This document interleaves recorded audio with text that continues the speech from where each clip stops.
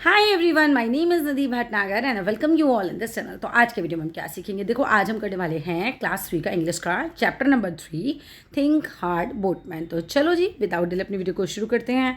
अब यहाँ से हमारी मेन स्टोरी शुरू होती है।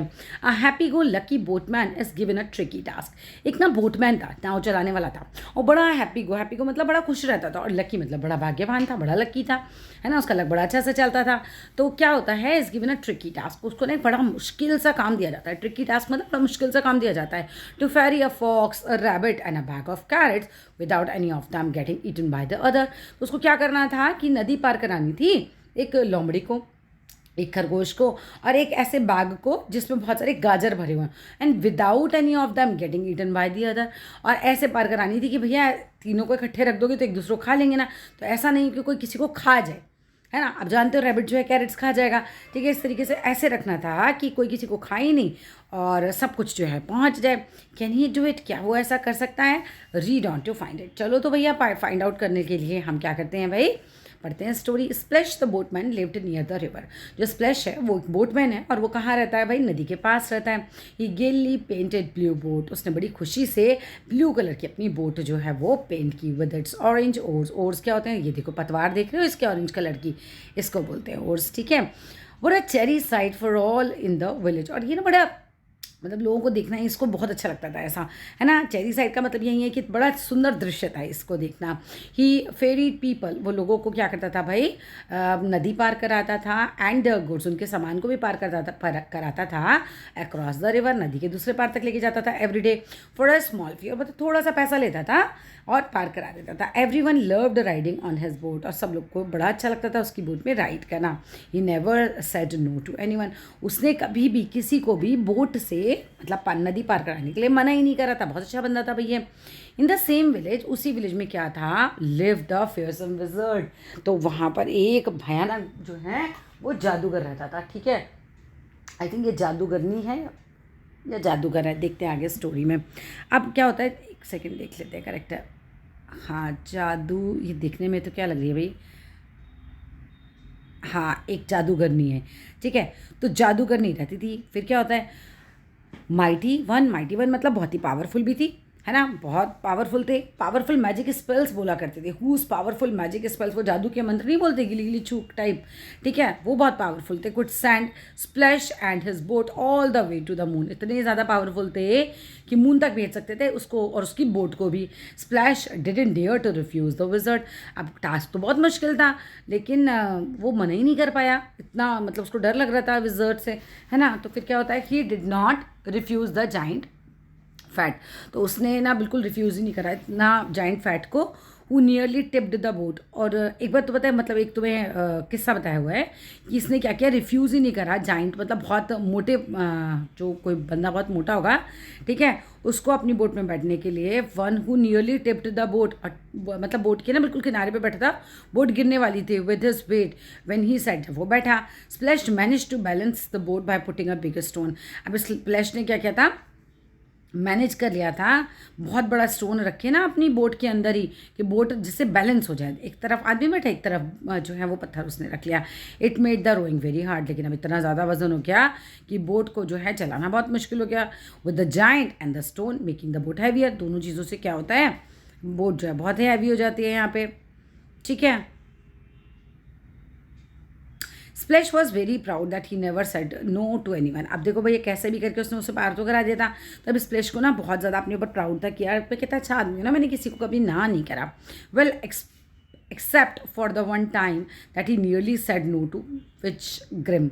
अब उसको ना ग्रिम को मना करना था, मतलब एक ही बार की बात है जब उसको लग रहा था कि भाई इसको मना किया जाए। It was difficult trip, that one बहुत डिफिकल्ट ट्रिप था उसके लिए। Old witch Grimm wanted goods delivered across to her, उसने कहा कि ओल्ड विच ग्रिम ने कहा कि भाई ये ना सामान जो है दूसरी तरफ पहुंचाना है। You have got to be careful, तुम्हें बहुत केयरफुल रहना पड़ेगा विद माई गुड्स, मेरे सामान के साथ। शी वॉन्ट, वो उसको वार्निंग देती हैं, इफ़ एनी गेट डैमेज, अगर कुछ भी डैमेज हुआ ना, I shall make you pay for it, फिर तुमको उसका पैसा देना पड़ेगा। I might even take your boat away, मैं तुमसे तुम्हारी बोट भी ले लूँगी। The goods were a red fox, सामान क्या था, एक तो रेड फॉक्स थी, ठीक है, and a bag of carrot था। तो अब ये सब कैसे लेके जाएं भाई, फॉक्स भी है और क्या क्या नाम है हमारा, रैबिट भी है और कैरेट्स भी है। The goods were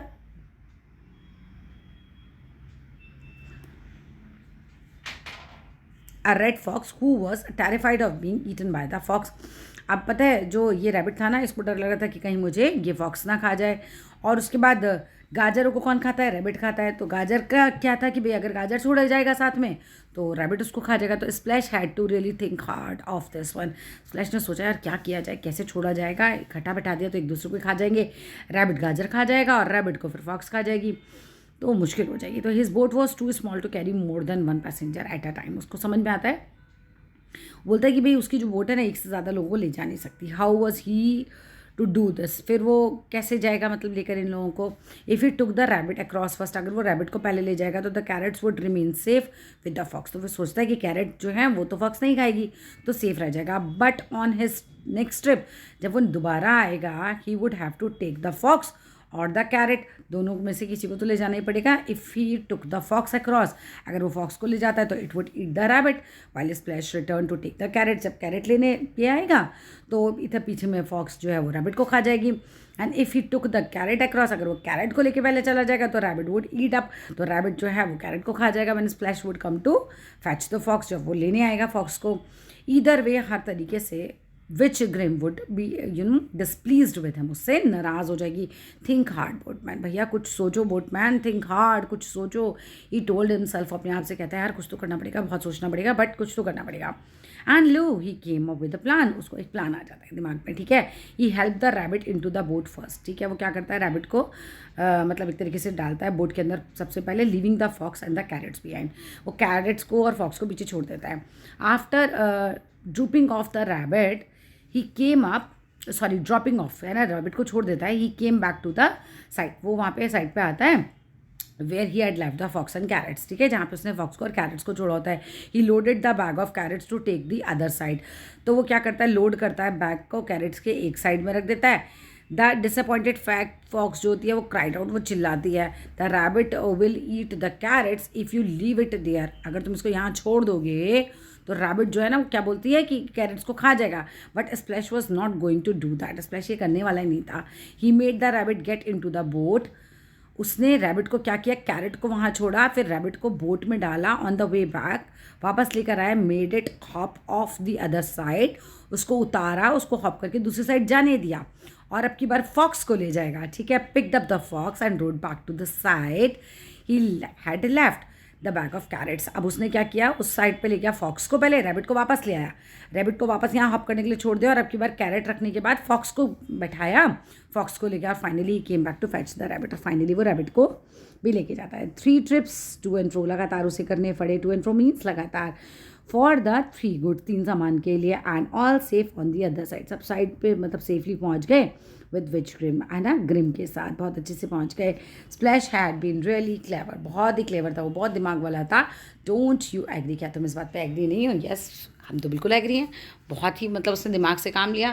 that's all in this video अच्छा लगे तो ज़रूर लाइक करना, शेयर करना, चैनल को सब्सक्राइब करना। Thank you.